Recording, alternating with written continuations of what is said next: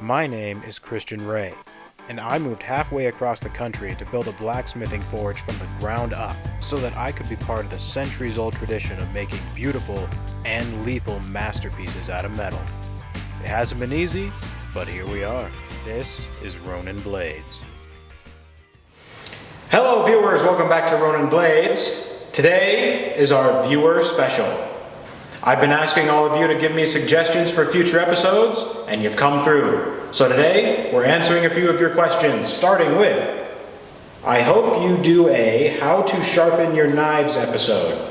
Something we can do at home. I can do that. No matter how you slice it, sharpening your knives at home means spending a little bit of money. This is a tungsten carbide sharpener. You can get it at most stores in the sporting goods section. And it's really simple. You hold your knife, blade up, tungsten carbide, nozzle down. You insert the knife into the nozzle like this, and then you just scrape it against the edge. And what this does is it wears down any pieces of the blade that are in the way from a perfect edge geometry. It gets it pretty sharp. It can cut through paper a little bit. So this is probably good for meat and veggies at home. Not quite razor sharp.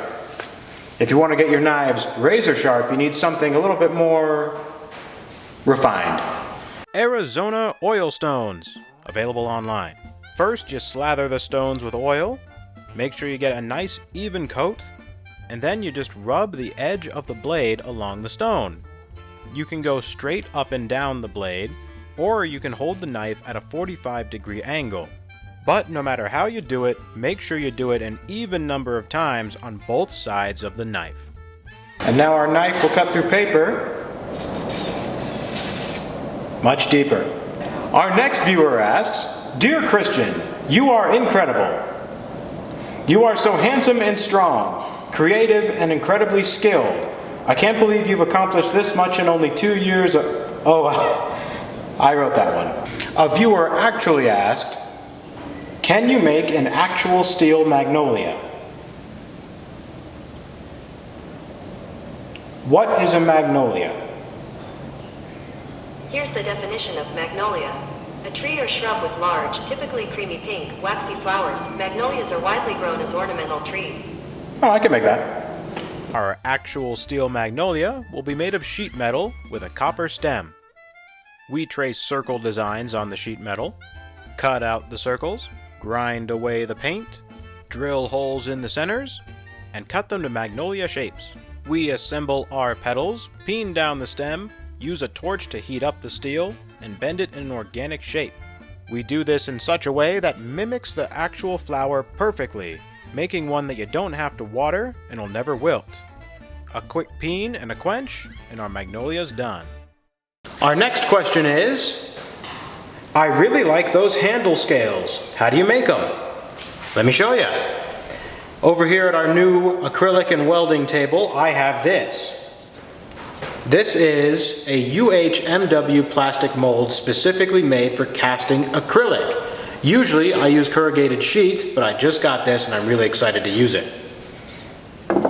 Now I have a client that I'm making a knife for right now who wants a handle to match the pine trees outside his front door.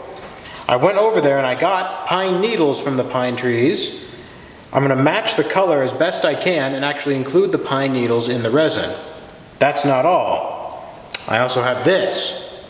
Now this is a piece of a Banksia pod, which if you're not familiar is basically a giant pine cone made of hardwood. I figure giant pine cone, pine needles, it all fits together. So what I'm going to do is cut this piece so it fits into our mold, mix our acrylic to match the needle color, put it all together in the mold, and let it set. Let's get started. Our Banksia pod pieces put in, we mix the acrylic. It works on a 1-to-1 ratio of acrylic and hardener. You mix it until it has a thorough consistency. Then you add your coloring. I use both powders and dyes. Mixing the translucent dyes and opaque powders makes for some pretty incredible effects. And once it's all mixed, in the mold it goes. We wait 2 days for our acrylic to fully cure and then cut it. And there you have it. Beautiful acrylic handle scales made with Banksia pod pieces and pine needles.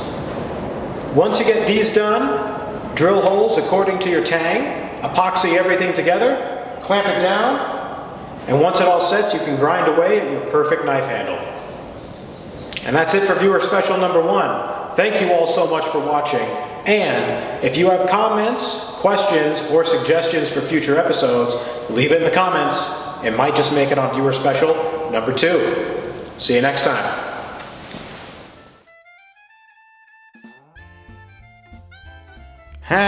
The fun one.